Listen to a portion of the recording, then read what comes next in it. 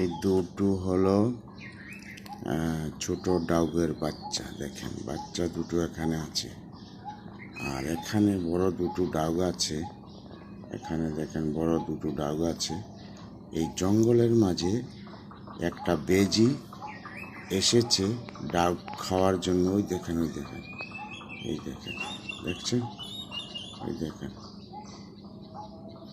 এই বেজি এসেছে ডাউগ খাওয়ার জন্য, ডাউগের বাচ্চা খাওয়ার জন্য। সেজন্য ডাউগ যে মা বাবা আছে তারা কিন্তু বাচ্চা দুটোকে এদিকে সরিয়ে রেখেছে। দেখেন বাচ্চা দুটো এদিকে সরিয়ে রেখেছে, এখান থেকে কিন্তু বাচ্চা লড়ছে না, এবং তারা দুজন ওখানে কিন্তু বেজির সাথে যুদ্ধ করে যাচ্ছে। বেজি তাদের বাচ্চাকে খাওয়ার জন্য জঙ্গলের ভিতরে ঢুকে ঢুকে আসে। দেখছেন সব জিনিস কিন্তু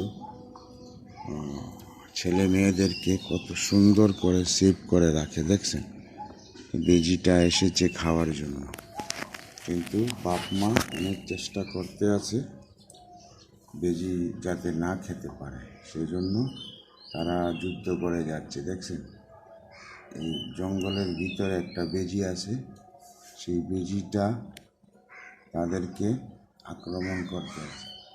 সেজন্য তারা অনেক সেভ করে উঠতে আছে যাতে বেজি না আসতে পারে আর বাচ্চা না খেতে পারে। দেখছেন তো বাচ্চা দুটো লড়ছে না, দেখেন এখন এদিকে আসছে বাচ্চা। দেখছেন এই দেখেন